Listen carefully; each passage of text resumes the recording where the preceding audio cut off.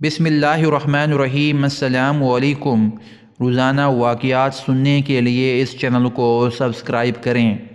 ابو جان قصہ سنایا کرتے تھے کہ کسی قبرستان میں ایک شخص نے رات کے وقت چھپ کر ایک نعش کے ساتھ بے حرمتی کی۔ بادشاہ وقت ایک نیک صفت شخص تھا۔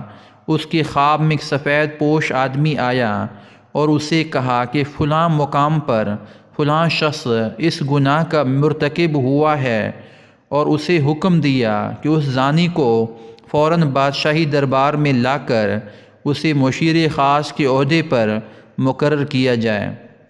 بادشاہ نے وجہ جاننی چاہی تو فوراً خواب ٹوٹ گیا۔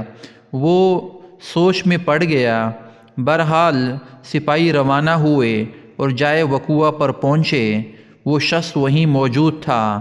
سپاہیوں کو دیکھ کر وہ بوکھلا گیا اور اسے یقین ہو گیا کہ اس کی موت کا وقت آن پہنچا ہے۔ اسے بادشاہ کے سامنے حاضر کیا گیا۔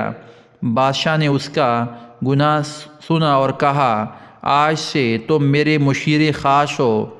دوسری رات بادشاہ کو پھر خواب آیا تو بادشاہ نے فوراً اس سفید پوش سے اس کی وجہ پوچھی کہ ایک زانی کے ساتھ ایسا کیوں کرنے کو کہا آپ نے؟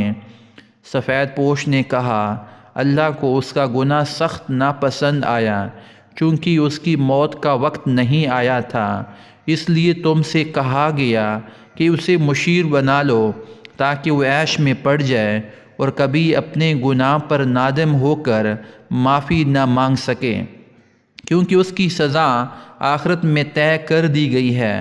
مرتے دم تک وہ عیش میں غرق رہے گا اور بلکہ خوش بھی ہوگا کہ جس گناہ پر اسے سزا دی جانی چاہیے تھی اس گناہ پر اسے اعلیٰ عہدہ مل گیا، سوا اسے گمراہی میں رکھنا مقصد تھا۔